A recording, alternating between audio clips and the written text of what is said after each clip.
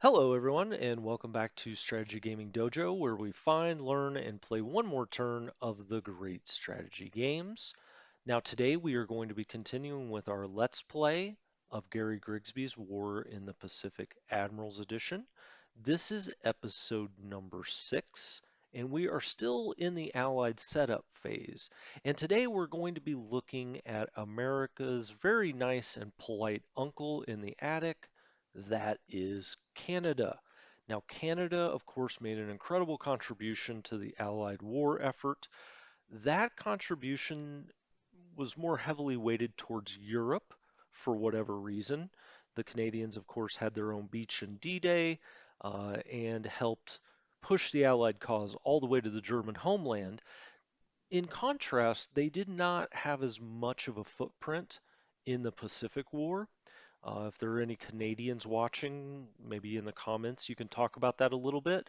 I think maybe it just was convenience in that Canada had a really nice northern route to England as far as convoys go, where it was more exposed to Japan in the Pacific, um, to Japanese submarines, just given its northerly nature and its kind of, you know, matching up sort of with where Japan sat, where really more of the convoys in the Pacific went south.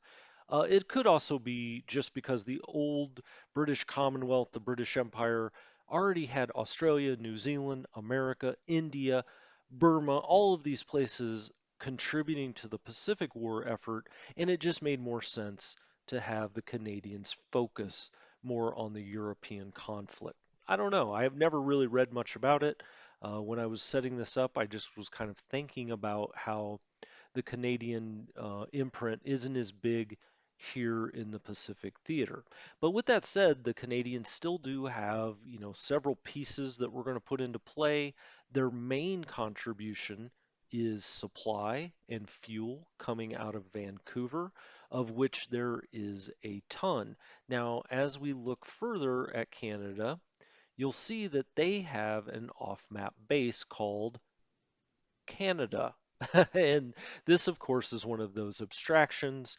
This is all of the eastern part of Canada. So Montreal, Quebec, etc.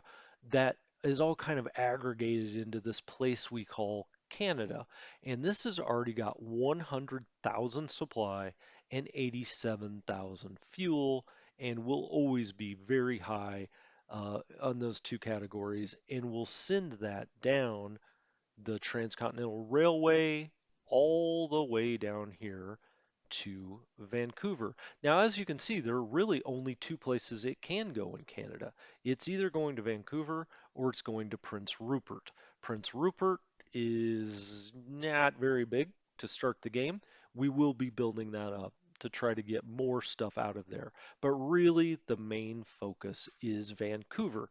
Now, there are other things going on here, and we will talk about them in a moment. But first, I wanted to do a little housekeeping. One of the great things about the channel growing and more people watching these videos and subscribing is I get a ton of great feedback. And part of that feedback is people saying, hey, you forgot to do this, or can we discuss that because I didn't understand that? And I always really appreciate that feedback. So when you watch one of these, if you've got something to say it in the comments. Let's, make it kind of a back and forth. That makes it better for everyone. We can all learn from that. Hell, I learned things from some of the comments that you guys have made over the past videos. Well, in one of the past videos, I think the Burma one, so the last one, one of our watchers, Sean Broderick, brought up a couple of points that I thought were very good points. Because sometimes, hey, when you set up this many pieces, you're just going to forget things or not do something correctly. And let me say in kind of a meta statement, do not worry if you're setting this stuff up and all of a sudden you realize, oh gosh, I didn't do this one unit correctly, or I didn't set this patrol zone or something. That happens to everyone that plays this game. There are just too many moving pieces to get it all perfect the first time.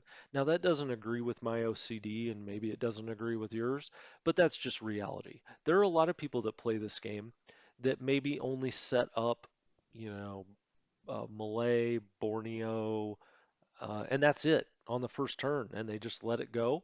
And then on the second turn, maybe they do Burma and they do Australia the third turn. So it's not imperative. You're talking about over a 4-year war. If you don't have everything perfectly set up on day one, it's not the end of the world. You've got plenty of time, and especially as the allies, if you do something stupid and lose a couple of cargo ships, you forget that their home port is set somewhere that has them, just kind of floating out here and they get blown up, and you're like, I'm going to restart the game. Don't do that. If anything, it kind of simulates real life and what really happened in World War II, which is people made mistakes. People did stupid things. One thing about this game that can never simulate real life is we have total control here. We're the ultimate ruler, right?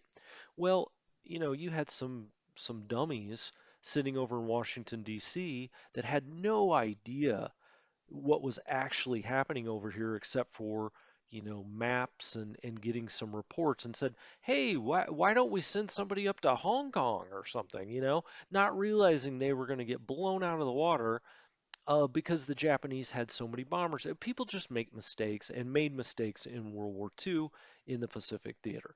So in a kind of a roundabout way, if you don't get something set up perfectly, it happens. It's just not a big deal. Don't restart the game or anything like that. It kind of makes it more fun. It gives the AI a little better chance as well. And you can say, shoot, I lost that one transport. Believe me, it will haunt you. And a month later, you'll be saying, God, I can't believe I lost that transport out here because of my stupidity. But such is life and such is war. Now, Sean pointed out a couple of things. He said, hey, we talked about in this previous episode about upgrades with aircraft, and he was talking about a couple of different places, but we'll start here at Sambas.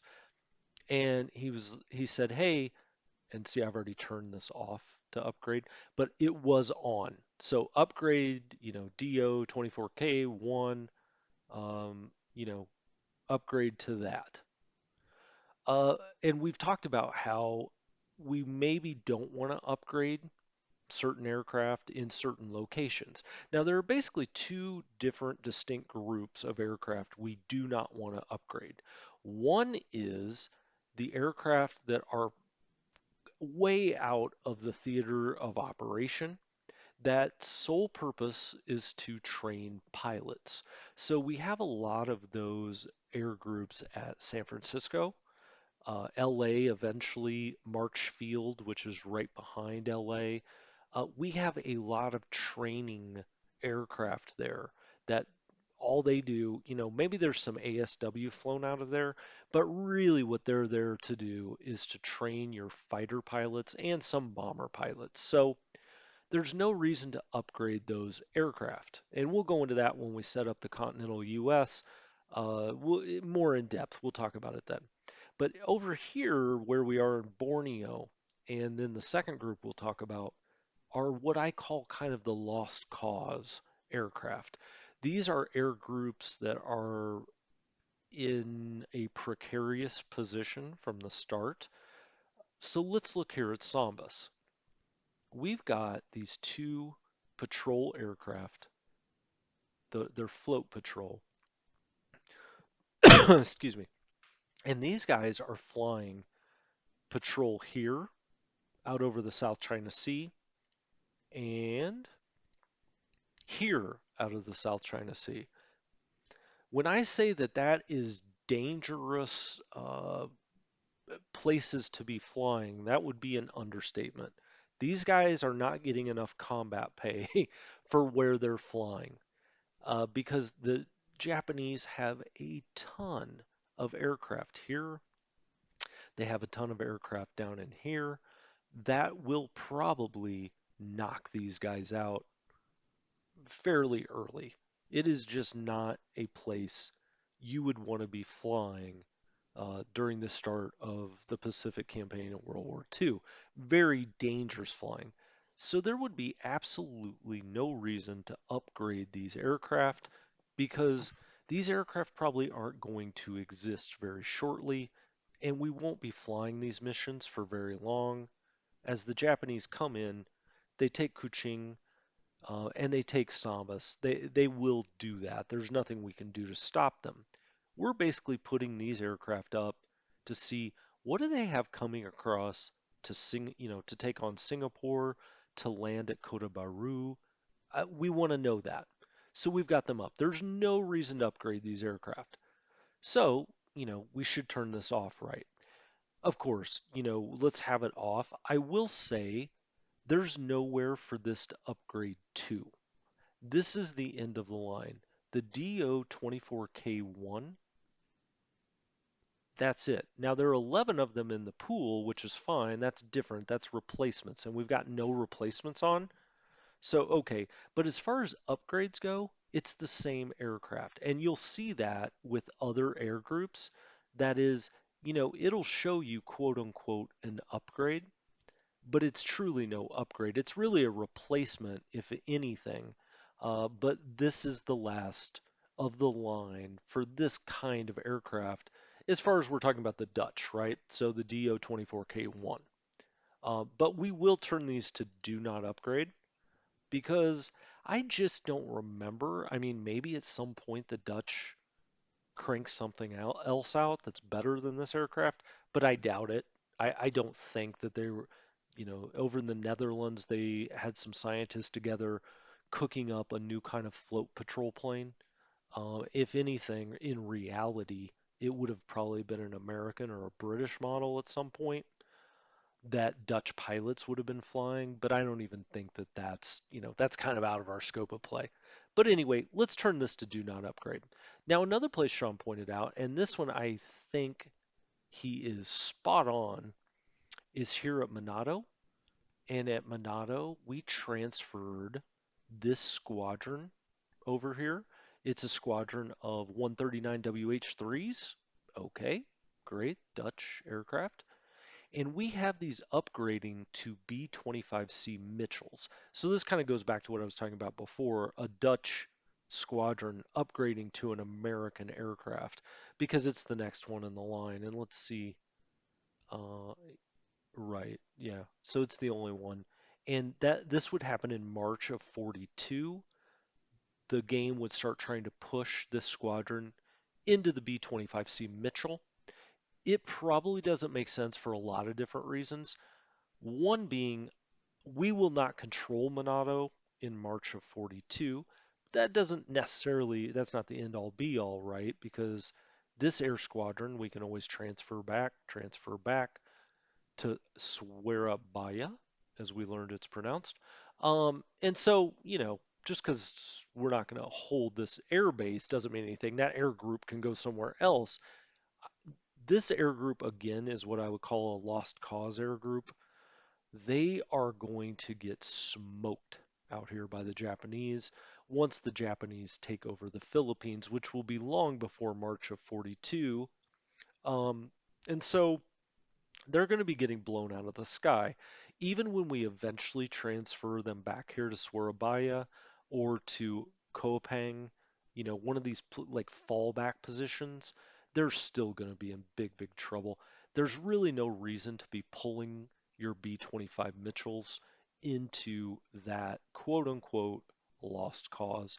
So thank you, Sean. We will turn that off and we will not upgrade it with that. Oh, there's one other thing that Sean asked about, and I think it's a good point. It illustrates something, so I did want to talk about it. Um, Tanggu. We're here at Tanggu.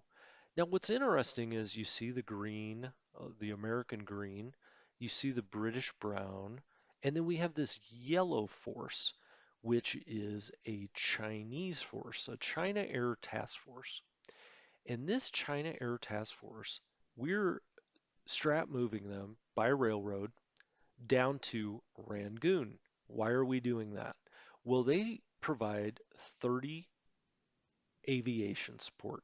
Okay. Now, what's interesting is they start here at Tanggu, so they're not locked into China. I do believe they're the only Chinese force that's not locked into China. Someone can correct me if I'm wrong, but I think all of the Chinese forces, for the most part, I don't think you could even bring them over to Burma if you wanted to. I could be wrong, but I just never do. But, is it possible?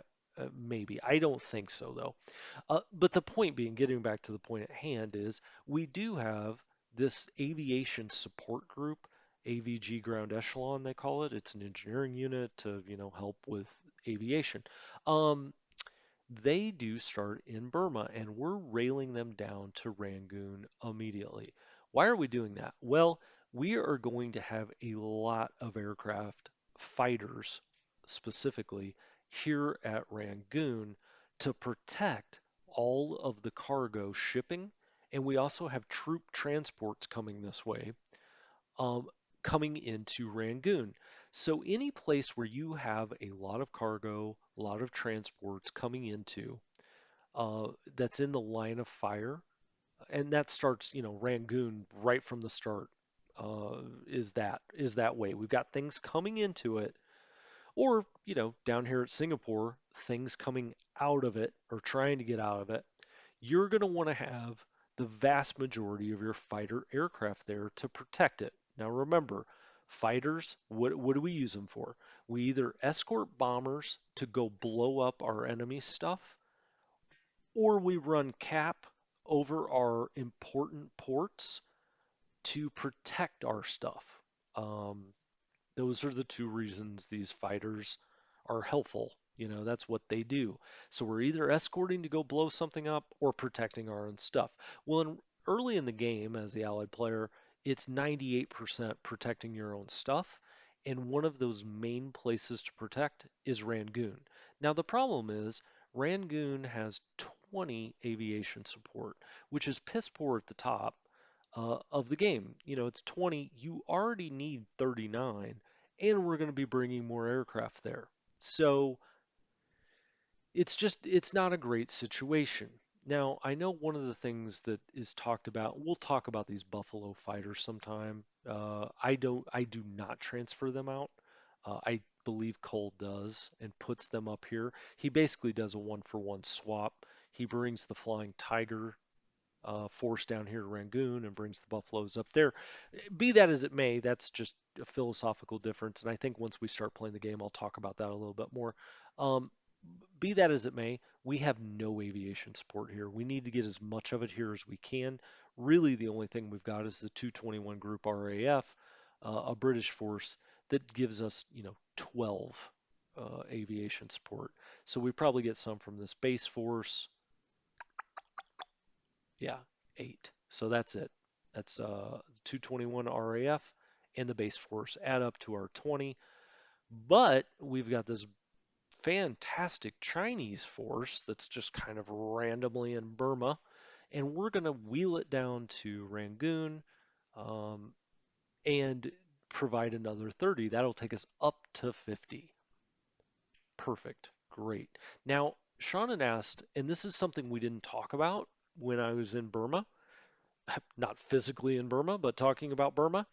What about the ships that were here at Rangoon? I just kind of glossed over them. I think it's because in the Cole spreadsheet he says to wait until this group gets down here. Um, okay, I don't wait around. Maybe I should, but I just don't. What I do is I take the cargo ships because these are decent ships. I mean, this is a 12 victory point ship, the Mundra. The Chilka is 7. I mean, that's 20 victory points. It's not an insignificant number. They both have good endurance. They have decent speed. The Mundra has the 6,400 capacity. I'm getting them the heck out of there as fast as I can. At well, this one you can't go to full speed, I don't believe. Hold on. Let's think about this for a second. Why did I do it that way? Oh, it's because the max speed and the cruise speed are exactly the same. This thing does not have afterburners, so there is no reason to have it on full speed. We've got it on mission speed, but I get these guys formed up and I send them straight over to Colombo. Now, I named them Cargo Rangoon. It really didn't need to be named anything because I have them auto disband when they get over here to Colombo. And then I can put them with other task force. The Mundra I will probably send to Cape Town to run that Perth Cape Town. The Chilka, maybe I send north to run that route that's up here, right here, the Abadan to Karachi route, which is better for shorter range ships. Although 12,000 ain't bad, you know. That might go to Cape Town too. The point being, I send these guys to Colombo and then I break them up immediately when they get there.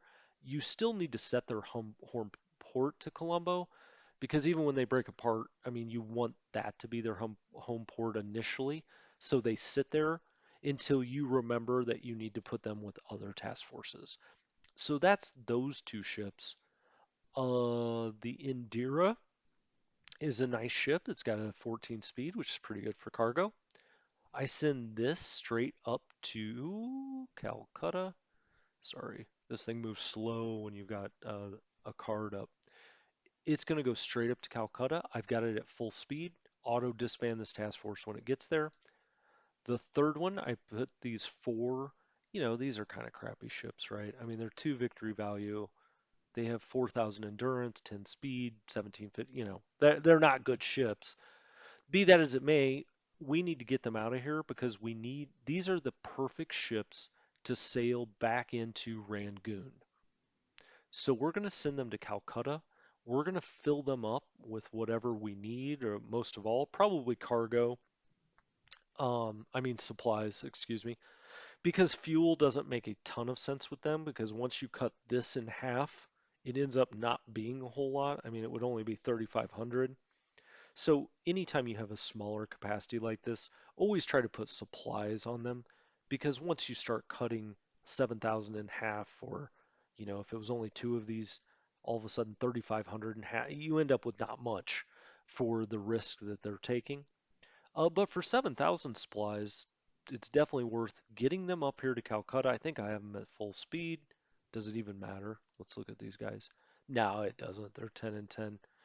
So no reason to burn that extra fuel. So mission speed, get them up there, get them filled up, and send them back here because this whole dang task force, you're playing a Japanese player.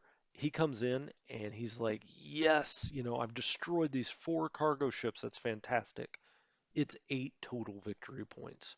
And these things are a dime a dozen all over the map once the allies really start cranking. So, use these to go into Rangoon. Don't use your point 12, 15 point, 18 point cargo ships trying to run a hot mission into Rangoon. It doesn't make any sense when you can send a task force of 10 of these that might not be worth as much as a really good transport ship, for instance. So, anyway, that covers up all of the sort of housekeeping. Well, I said cover up. I wasn't covering up anything. Um, that covers all of those kind of housekeeping things. And again, thank you, Sean, for pointing that stuff out. And to all of the rest of you, if you see anything in an episode that you don't agree with, you want to talk about, that's fine. Or that I did incorrectly, or heck, you just have a question. Always put them in the comments. I try to answer every comment that comes in. So let's go to Oh Canada. I'm not a singer. I'm also not a artist, as you've seen from some of my drawings here. But let's look at what's going on in Canada. It's not a ton. That's why I could spend the first 20 minutes kind of cleaning up other stuff. Now, I've mentioned this. We've got quote unquote Canada up here. It's got one air group of fighters. We could use this. It's a huge airfield. It's got huge supply, huge fuel, huge everything. So to the extent there's Canadian fighters that need to be trained, or any Canadian pilots whatsoever, we can train them up here. We can also train them at Winnipeg. Now, Winnipeg has a massive airfield at 8. It also has, a lot of light industry, heavy industry, resources, manpower. This is, the Canadian contribution are these kind of things. So if we need to train pilots, more Canadian pilots, and we will, as we get more Canadian aircraft, we will be doing a lot of that actually at Winnipeg. Now, I just said up here, Canada, might as well do it a little closer to the action. There's nothing else going on at Winnipeg, and it's just an easy hop and a skip and a jump down to Vancouver. We have Regina here. Now, Regina has a base fort. There's really no reason to keep this around, right? It doesn't have a garrison requirement. Again, Regina has a nice airfield, but there's only so many Canadian pilots to train, right? So we might as well take this nice base force and move them out. And where are we going to send them? Vancouver. Might as well get as much engineering down there, support, anything else we need down there to Vancouver. Now, as you'll see, these guys have a 10 morale, and this will become a common theme amongst these Western Canadian troops who must have just been really upset that they were on the western coast of Canada. I don't know. It's very bizarre. I would love to hear somebody in the comments tell me why that was. Now we come down, so we have all of these towns out here. Obviously, Calgary and Edmonton are major towns, but you have these like little Nelson here. Nelson has no need for a base force, doesn't need a garrison. This has a little aviation sport.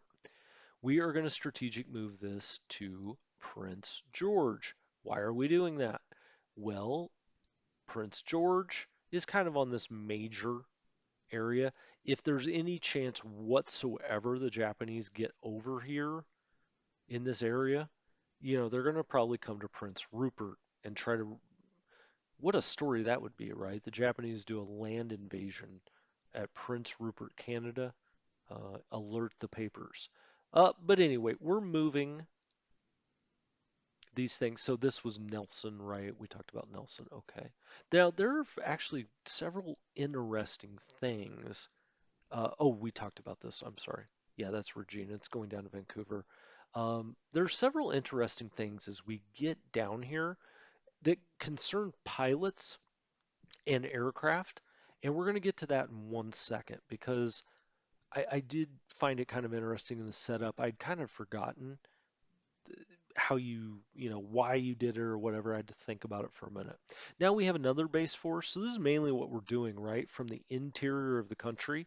And we've talked about this before, moving from the interior to the outside, to the coast, where they're needed. There's just no need as nice of a town as I'm sure Edmonton is, you want to stick around, watch the Edmonton Oilers game, whatever. There's no reason to be here.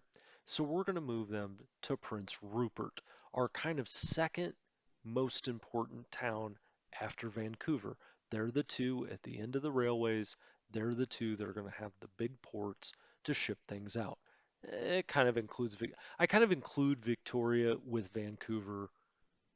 They're right here together and they kind of work hand in hand. So that's Edmonton. Now we have something out here at Fort St. John. We are actually not moving them right now, which is interesting. Now let me, from time to time I like to look over here at the Cole spreadsheet.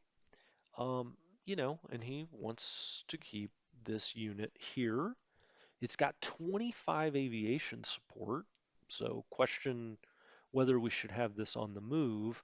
That's something we'll be looking at in the future. I don't want to forget we have this 25 aviation support.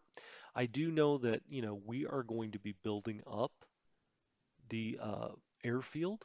We're not building, oh, we are building fortifications. I'm sorry. So we're building both of these. We're building up the airfield. This could be another place where we train pilots. And so you have those 25 aviation support.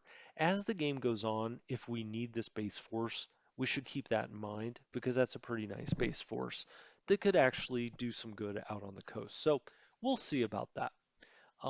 Calgary, again, same kind of idea. We've got a base force here. It's got 25 aviation support. May want to move that to the coast at some point. Kamloops, these guys, they're sticking around. Now let's talk about Kamloops. Ah, yes. Kamloops. Now these are another guys, the Rocky Mountain Ranger Battalion, who have a 10 morale. They are not happy campers out here. Maybe they're tired. It's a long way across Canada, but any time you have that low of morale, you can set them to rest training. Now, we haven't done that before, right? I mean, we just haven't set any troops to rest training. You definitely don't want to set engineering units to rest training if they're doing something because they need to be in combat mode to be building or repairing. Engineering troops do.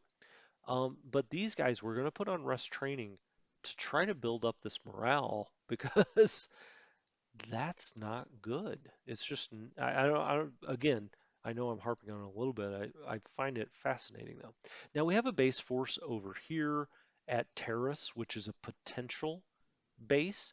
We're moving them. We're again putting them at Prince Rupert. Might as well build up these two locations as much as we can. Um, oh, we just talked about Kamloops, sorry. All right, so let's look at Aliford Bay. Aliford Bay, you know, it's out here on this island. It's definitely going to have any place like this is going to have an ASW or naval search, function, right? Because anything Japanese coming this way, you're going to want to get a read on them very quickly. Now, right now, you're saying, well, this isn't much of an ASW search, and that is true because we only had 3 serviceable planes here to start with. Now, the Canadians, since they don't have a huge presence out in the Pacific right now, and really won't have that big of a presence out in the Pacific, they do have all of these aircraft. I mean, they have a lot of aircraft in their reserve pool. They have, a lot of pilots that can be trained up. So, what do we do when we see a situation like this where we need ASW, we need naval search, we need things going on from what looks to be the best or at least tied for the best location to do that in Canada? Well, what can we do? We can pull planes. Now see here, so this Stranraer 2 is a float patrol. If you look over here, sometimes it'll say draw aircraft from the pool. Great, right? And that's what I have done. So we have drawn, there were 13 in the pool. We've drawn 5 of them to this location. Now you would be capped by this number. See, we can have 12 in this squadron, in this air group, and eventually we may go up to 12. We could do it right now if we wanted. We could pull. Let's just do it. You know what? I'm going to get crazy. Let's just pull one, two, three, four. 4 more. Now we've got 12 up here. Okay? But we've got a little bit of a problem because we've only got 8 pilots. Now, when this all started, this turn started, we only had 3. So you've increased the number of planes. What do you do then? You go down here, you get new pilot. So it'll tell you there's like, 2 buttons here. You can get 1 or you can just get 4. The game's kind of smart. It says, I think we need 4 more pilots. And now you see this any button. Any is in green, which means that's what we're going to do. But we could pull them from the replacement pool if that's where we want them to come from. We have no reserve pool. Now, the reserve pool would be people that have been trained on, this craft and whatnot, but we don't have anybody, right? We don't have anybody with any combat experience at all. So nobody's in the reserve pool yet. TRACOM, we'll talk about that some other time. Um, so any is kind of where we're going to go, and the game will pull the first available pilots, and we'll get because we're just running this ASW that's not really in the line of fire right now. Um, and we've picked that we're doing this manually. You could also have have the computer do it automatically and give it certain parameters. So, do you want elite? You would have to do it at any, right? Because you don't even have any pilots that are trained at a 50 plus. So it has to be any. Here, we'll right click to get back to that. But we're doing manual, right? So we're going to pick pull four pilots, and there we go. Ready pilots is now up to 12. Great. Now I want to show something else while we're here. See this not using drop tanks? One thing we didn't talk about in the aviation section because I thought it was of the tutorial, because I thought it was maybe a little advanced for those purposes, right? Is that your planes do, well, I say your planes, certain of your planes, not all of your planes, some of your planes actually have drop tanks that can increase their range. Okay, so in World War II, planes would put on fuel. Essentially, they strap on fuel tanks to increase the amount of distance they can go. Now, this becomes relevant, more relevant later. It wouldn't be a float plane in Canada at the start of the war, of course, but when you're doing long bombing missions, let's say, into the Japanese homelands or into Guadalcanal or into Truk or other places, you may need a little extra range. And you can do that if the plane can handle drop tanks. Okay, so we'll see that as we go along, but I just saw it here and I thought, oh, that's interesting. Let's talk about that for a minute. Back. I think that our planes over here, we had the exact same issue. So we're running ASW with these guys, which makes a lot of sense, right? This is where you would run ASW. That's the biggest threat we have. You may say, why not run naval search?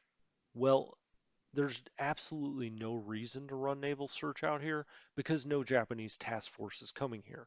But they may very well send subs. As a matter of fact, they do very early on. We will see some sub activity around here almost always. I mean, if it's a smart Japanese player, they will, and the AI will. Um, these planes, I think we transferred over from, I want to say Vancouver. Let me just look. I don't like to, it haunts me when I don't say exactly where some of these forces came from. I just want to make sure. Well, I'm not seeing it now. Well, I'm pretty sure we transferred these over from Vancouver, but I'm not going to spend a ton of time looking for it. The Canso S or the Canso A, let's turn our upgrade off. Okay. That way Sean does not have to tell me next time. You did not turn off the upgrades out here at Cole Harbor. Oh, this is Cole Harbor. Okay, so we've got these two forces out here at Cole Harbor. They're going to stick around. Obviously, this would be a place where you want to have some infantry. You've got a base force, but again, if the Japanese were ever going to land anything, they would probably do it here or they would do it here. So we've got an infantry force. It's another one of these morale 10 forces. We've got them rest and training. We have now this patrol out here that will be running ASW. Um, as part of this, so one of the points I was going to make, this looks like a puny ASW patrol. This is all they can run with the planes they have now. But now that we've added all these planes, in a turn or two, well, average repair time is 2 days. When you pull these planes from the pool, they go into the maintenance grouping. So you see all 9 of the planes that we pulled are from the maintenance grouping, or not from, they're from the pool. They go into the maintenance grouping. So there are 9 of them now, and they will take 2 days to get ready. It's kind of like, they got shipped in from the reserve pool. You're going to have to get them up to snuff and get them ready to go. But once those, become serviceable and show up here, this ASW will fan out like a beautiful geisha fan. Um, and we will be running what, 160 to 230? Yep. So it'll go across 7. This will be 1, 2, 3, 4, 5, 6. It'll be here. that'll be a nice little ASW cover. Same here. We will eventually pull some aircraft. Um, we've now pulled them all to the other guys, but eventually there will be more. Now see what my intemperance led to. We don't have anybody to pull here, but that's okay. We have Bella Bella. We have this base force. They're kind of just hanging out. I think what do we do here? We're building forts. I didn't hit that. We're going to do that. And we're expanding the airfield out here at Bella Bella. Eventually, we can run some ASW or some naval search off of that. So let's go up to Prince Rupert, which is going to be built. I think we're building everything at Prince Rupert. We are. We're sending down base forces here that will give support, some engineers, will help build these things. That is coming down here. We have a nice coastal defense, big nice gun here. And we have the 14th Canadian, a 10 morale, not going to mention it again. So they're resting and training, but we are really going to try to build Prince Rupert up. You see we're running a little ASW. So let's name this ASW Prince R. And it's got a, patrol zone. We're lingering for one at Prince Rupert, filling her back up. But you saw the patrol zone there. We're just running around the island, trying to find any subs we can.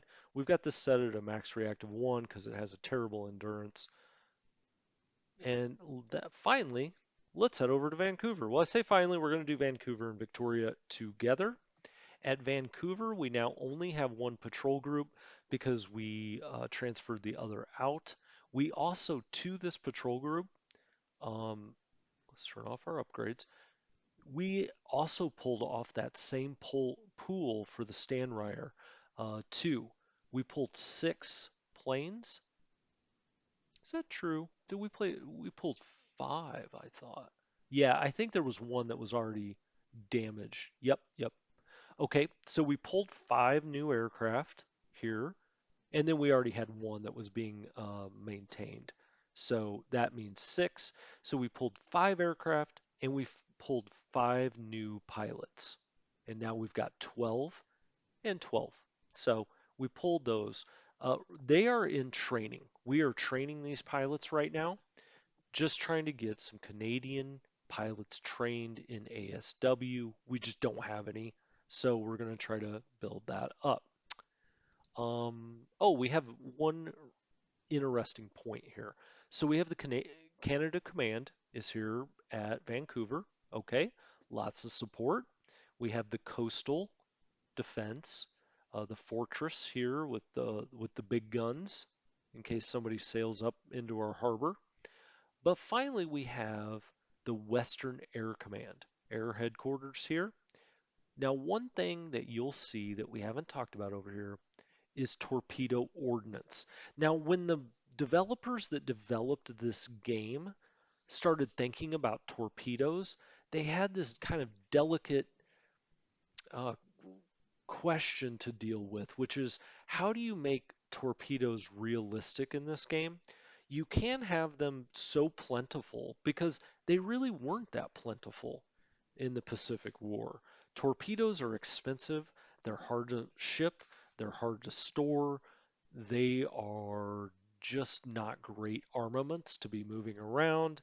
And so there were not a ton of, when I say a ton, look, the Allies have a lot of everything, but there weren't torpedoes like candy, you know?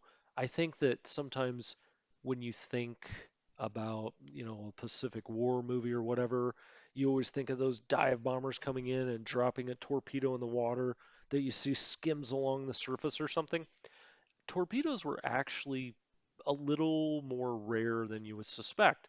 A lot of these bombers, you'll see they have, using torpedoes down here, and it'll be in red at the start of the game because they don't have any torpedoes. And so you have to use bombs instead. We'll get to that when we set up other things. But the point of all of this talk is to say, how did the developers decide to deal with this? Well, what they did is they decided that torpedoes were going to be stored with air commands. Okay? So our little barbell looking air commands always have a nice little light blue color for the most part. They are where the torpedoes are, and they can pull torpedoes. And how do they go about doing that? You'll see here. Get torpedoes. You can get up to 20, and they're at 10 supply each. So it's going to cost you 10 supply for each torpedo. And that's kind of how they try to do this balance of where are the torpedoes going to be? Well, you have got to have an air command. You have to be in the command radius to get those torpedoes from the air command, which makes it a little more difficult to get them, right, for squadrons and air groups, because they have to be within the radius. Command radius here is 3. The other kind of limitation they put in is you get them kind of 20 at a time. Now you can get more than 20, and we're going to. We're going to have 40, but they cost you 10 supply each. So it's going to cost you, 200 supply to pull that off. Not a huge deal at Vancouver. The bigger deal is that it's only this air command that has them. So that's for planes. For submarines, they are rearmed like ships. And I told you before, I think, that the air and the ground units and the Naval were separate development teams to some extent. Of course, they had to have some meshing, but they did things a little differently. So, Naval for your submarines, you don't have to go find an air support headquarters to get torpedoes. They will get rearmed at bigger ports. But for the air, for your dive bombers that maybe have torpedoes, you've got to get it from the air headquarters. So I thought I would point that out because we have one here at Vancouver. Now, look at Vancouver. We have aircraft assembly. Oh, cool. What are they making here? We could go look. I'm not going to. They have a repair shipyard. It's not overly big. It's a 20, not bad. Light industry, 140, very nice. Heavy industry, 100. Resources and manpower. So there's quite a bit going on here at Vancouver. What do we have in ships? So we have these these minesweepers. We're going to be using them as ASW. Now the big reason for that is we just don't have much ASW over here on the West Coast yet. So as you can see, we're sending this one up to the Alaskans, up to Seward. Now, what's nice about um, these anti-mine guys, they have a 4 anti-submarine. Now that's better than our early destroyers, right? So they are some early on for the Allies. They're some of your very best ASW craft. So we're going to get this up to Seward because Seward is a very strategic location. It needs ASW, and we just don't have enough over here on the West Coast. Um, but we do have quite a few here at Vancouver. Now, you may say, well, why are you sending this off into the red? It's got a terrible endurance. It can't get up to Seward in one shot. So we've set up a waypoint here. It's going to stop in Prince Rupert and do a full refuel. This one, again, oh, why did I name that? I must have misnamed this. This is ASW Prince Rupert. So, same idea. We just don't have any ASW near Prince Rupert. We're going to have that running ASW there. I just want to make sure. Yep, Seward. I want to make sure I got that right. ASW Victoria, same idea. When we look out here to Victoria, obviously this is at the mouth of this entrance that goes to both Vancouver and Seattle. You can see why this is such a beautiful part of the world. Vancouver and Seattle, both gorgeous, especially Vancouver. And you see this inlet here through Victoria. So of course we're going to want a ton of ASW and minesweeping here at Victoria. So we send them there. Then we have a couple of special cases, and use these names to your advantage. If they're going to give you the space to type in whatever the heck you want, type in what's going to tell you this thing needs to do. This group here, this is going to be running, well, we've got it as amphibious, but it's going to Cold Bay with another task force that's coming out of Seattle. So that task force will be coming out of Seattle. We will merge this group with it. It's an armed merchant carrier or armed merchant cruiser, and what I call these corvettes. Um, and they do some ASW. They've got a four, and that will be their purpose in this task force. I assume the one that will be coming out of Seattle down here, and we haven't set it up yet, but the one that will be coming out of Seattle probably doesn't have any ASW, so we're sending these guys along. Now you say, why amphibious? Well, it doesn't really matter because they're going to be merging with the other one. One thing that we probably didn't cover much in the tutorials is our amphibious craft. Amphibious craft just means that these ships do not have to dock into a base, into a port. So they can go places that others can't go. It's either you know, a, a very small port like a one, or a potential port. You would have to run that as amphibious, or just a hex like this would have to be run amphibious. You pick amphibious, and they will unload into a hex that is not a base. They're really kind of the only unit, well, I'm not, let's put it this way. If you're going to be running a ship to a hex that doesn't have a port, amphibious is what you have to pick. Um, Here's another one of these special ones. Merge Seattle to Seward. So when we set up a task force down here in Seattle that's going to Seward, we'll just have to remember the Quesnel is going with them, and it's going to be providing anti-sub work.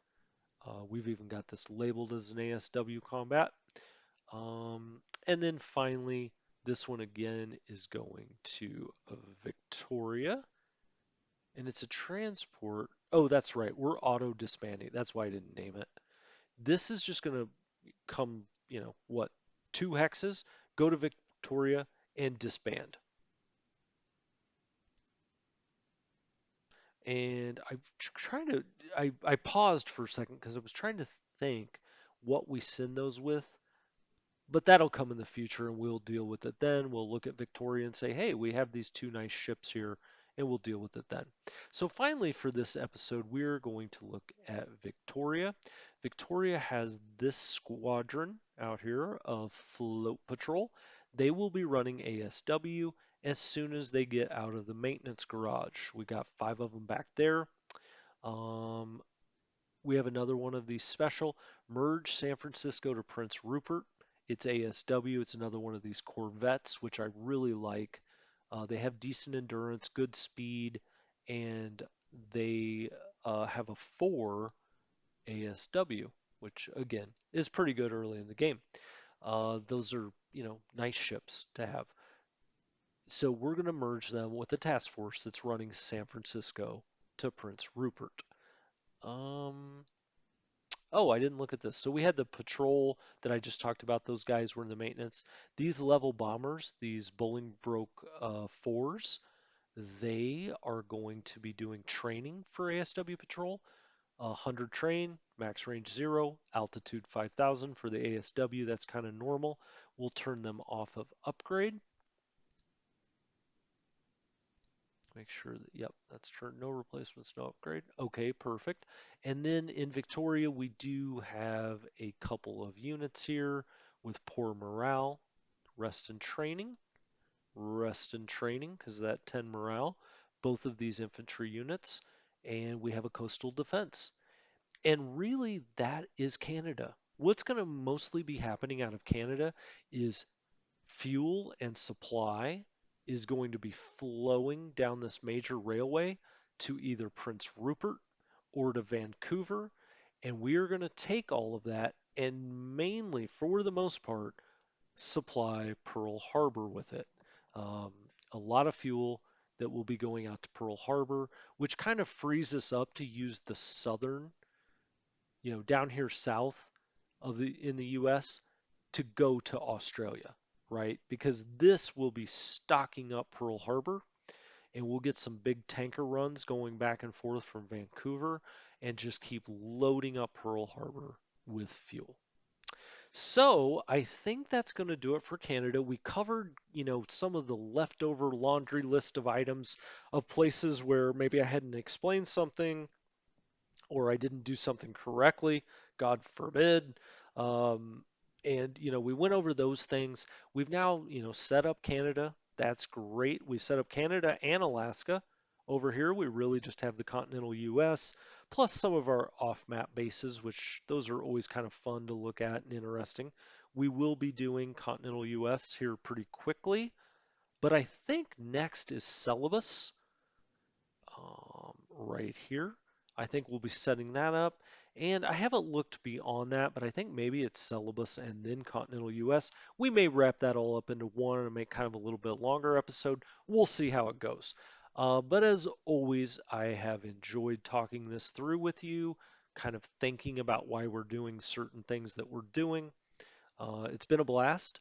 So thank you from Strategy Gaming Dojo. If you enjoyed this, if you want to see more content like this, please subscribe. I always appreciate it.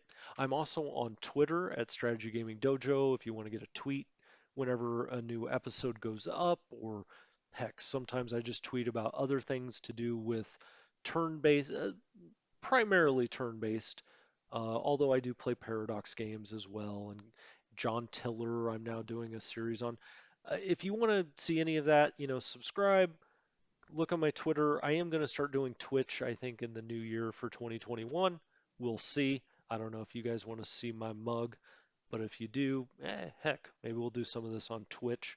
But anyway, as always, thank you very much. It's been my pleasure. I'll talk to you next time.